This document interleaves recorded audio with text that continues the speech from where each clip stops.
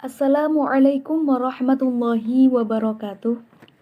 Perkenalkan, saya Maulani Ifada Nurhani dari kelas PAIL dengan nomor induk mahasiswa 201190405.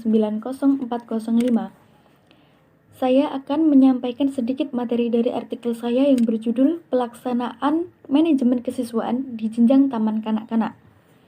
Di sini ada beberapa yang akan saya bahas. Yang pertama, pengertian manajemen kesiswaan.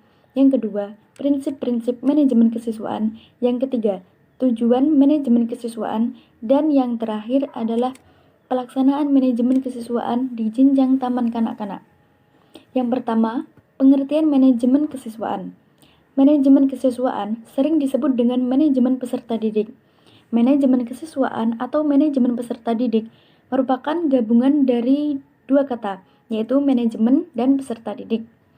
Manajemen merupakan kegiatan-kegiatan yang dilakukan oleh sekelompok orang untuk mencapai tujuan yang telah ditetapkan sebelumnya. Dalam Undang-Undang Nomor 20 Tahun 2003, peserta didik merupakan anggota masyarakat yang berusaha mengembangkan potensi diri melalui proses pembelajaran yang tersedia pada jalur, jenjang, dan jenis pendidikan tertentu. Sedangkan peserta didik menurut Kamus Besar Bahasa Indonesia, peserta didik berarti orang, anak didik, siswa, atau anak sekolah yang sedang mengikuti proses pendidikan.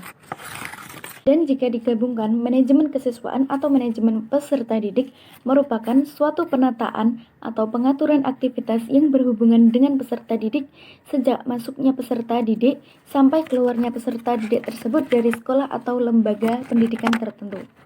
Kemudian, prinsip-prinsip manajemen peserta didik atau manajemen kesiswaan menurut Eka Prihatin sebagaimana dikutip oleh Sayhuddin, agar manajemen peserta didik dapat dikelola dengan baik, maka perlu dipahami prinsip-prinsip pengelolaan peserta didik. Di antaranya, yang pertama, sebagai bagian dari manajemen sekolah, maka manajemen peserta didik harus memiliki kesamaan dengan visi, misi, dan tujuan manajemen secara keseluruhan. Yang kedua, segala bentuk kegiatan manajemen peserta didik harus mengemban visi pendidikan dalam rangka mendidik siswa.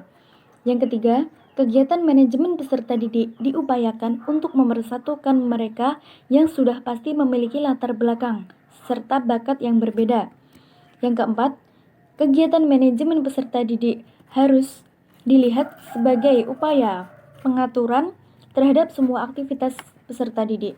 Yang kelima, kegiatan manajemen peserta didik harus mendorong teroptimalnya kemandirian peserta didik. Kemudian, tujuan manajemen kesiswaan atau manajemen peserta didik adalah mengatur kegiatan-kegiatan peserta didik agar kegiatan-kegiatan tersebut menunjang proses pembelajaran di lembaga pendidikan atau sekolah.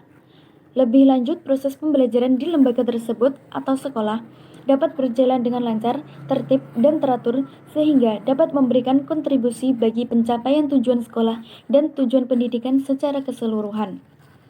Nah, di manajemen peserta didik ini ada fungsinya. Fungsinya yaitu sebagai wahana bagi peserta didik untuk mengembangkan diri seoptimal mungkin baik dari segi individualitas, sosial, aspirasi, kebutuhan, atau potensinya.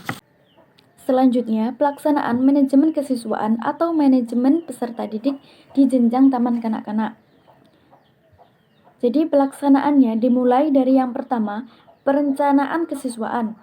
Di sini guru menyiapkan rencana pembelajaran yang digunakan selama satu tahun pelajaran, di mana 1 tahun ajaran terdiri dari 2 semester, yaitu semester ganjil dan semester genap. Yang kedua, pengaturan penerimaan siswa baru.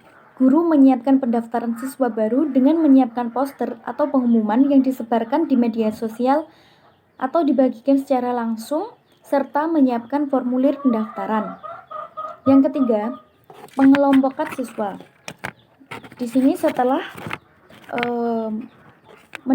setelah menerima peserta didik yang baru, di sini ada pengelompokan siswa. Nah, jadi dalam jenjang taman kanak-kanak, siswa dikelompokkan berdasarkan usia menjadi 2 kelompok, yaitu kelompok A yang diisi oleh anak yang berusia 4-5 tahun, dan kelompok B adalah anak yang berusia 5-6 tahun. Yang keempat, pencatatan kehadiran siswa atau absensi. Setelah masuk sekolah, kehadiran siswa selalu dicatat setiap hari selama masuk sekolah. Yang kelima, pembinaan disiplin siswa. Guru menjelaskan dan mengajarkan untuk mematuhi peraturan yang sudah diatur dalam sekolah tersebut kepada siswa. Yang keenam, kegiatan pembelajaran. Kegiatan pembelajaran mulai dari kegiatan awal seperti doa, salam, penyampaian materi, istirahat, pemberian tugas, sampai penutup. Dan setiap hari dilakukan seperti itu. Ada kalanya pembelajaran dilakukan di luar, seperti senam, jalan-jalan, makan bersama, untuk melatih anak bersosial dengan anak-anak yang lain. Kemudian yang terakhir, kegiatan akhir tahun atau akhir semester. Nah, kegiatan tersebut meliputi studi tour, pembagian raport, dan pembagian ijazah. Sekian sedikit materi yang dapat saya sampaikan, kurang lebihnya saya mohon maaf. Semoga bermanfaat. Billahi taufik wal hidayah, waridho wal inayah. Wassalamualaikum warahmatullahi wabarakatuh.